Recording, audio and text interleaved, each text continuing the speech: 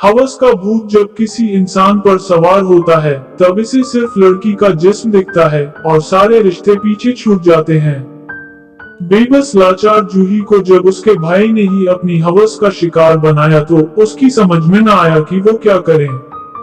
क्या कोई बहन अपने भाई के खिलाफ थाने पर रिपोर्ट दर्ज करा सकती है? और क्या थाने पर रिपोर्ट दर्ज कराने के बाद सरकार की तरफ से उसे कोई सुरक्षा मिल सकती है? क्योंकि इस तरह की लड़कियों के लिए अब तक जहां भी कहीं आश्रम या अनाथालय की व्यवस्था हुई है, वहां की स्थिति भी दयनीय ही है। एक बार उसकी एक सहेली के साथ भी कुछ ऐसा ही हादसा हुआ था और तब उसने अपने भाई के खिलाफ रिपोर्ट लिखाई थी। लेकिन इस घटना के कुछ दिनों के बाद उसके साथ क्या हुआ और वो कहां चली गई, उसका कुछ पता, क्योंकि उस दिन से जब भी उसने उसको फोन लगाया, उसका मोबाइल बंद मिला। किसी लड़की के जिस्म से उसके रिश्तेदारों द्वारा खिलवाड़ करना कोई नई बात नहीं है।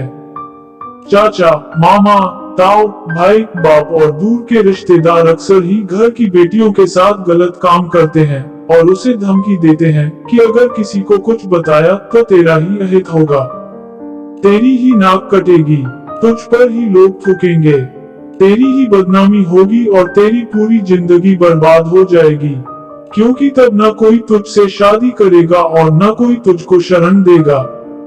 फिर भी एक बार हिम्मत करके उसने भाई के खिलाफ थाने में रिपोर्ट लिखाने का सोचा और घर से निकल पड़ी।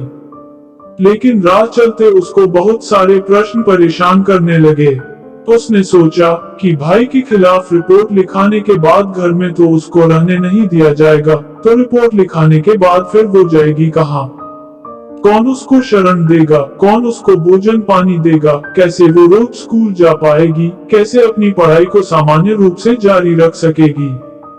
हर जगह उसके भाई के साथ संबंध के ही चर्चे होंगे। अड़ोस पड़ोस, दोस्त और जान पहचान के लोग भी मदद तो उसकी करेंगे नहीं, पर मजा जरूर लेंगे और गंदे गंदे प्रश्न पूछकर उसके साथ छेड़खानी भी करेंगे। और तब हर एक के हाथों सिर्फ एक खिलौना बनकर रह जाएगी वो। और अगर कोई हाथ उसकी मदद के लिए आता भी है, तो इस बात की क्या गारंटी है कि वह हाथ खुद उसके जिस्म के साथ छेड़खानी नहीं करेंगे। और तब आधे रास्ते जाकर भी वह वापस लौट आई। घर पहुंचने पर उसने देखा कि भाई दरवाजे पर ही खड़ा था। उसने जूही से मुस्कुराकर कहा, मैं जान गया था कि तू मेरे खिलाफ थाने में रिपोर्ट लिखाने गई है, और मुझे ये भी मालूम है कि तू आधे रास्ते से ही वापस आ गई है। तू मेरी बहुत अच्छी और बहुत प्यारी बहन है। बस 2-4 साल की और बात है यार, फिर तेरी शादी हो जाएगी और तेरा भी एक हंसता खेलता परिवार होगा। इसलिए ज्यादा न सोचा कर और जैसे चल रहा है चलने दे। जूही ने पहले ही अपने हथियार डाल दिए थे और अब उसने अपनी किस्मत की डोर पूरी तरह से भाई के हाथों में सौंप दी। लेकिन इस समय उसकी आंखों में जो आंसू थे, मजबूरी के और बेबसी के, उन्हें पोंछने वाला कोई न था।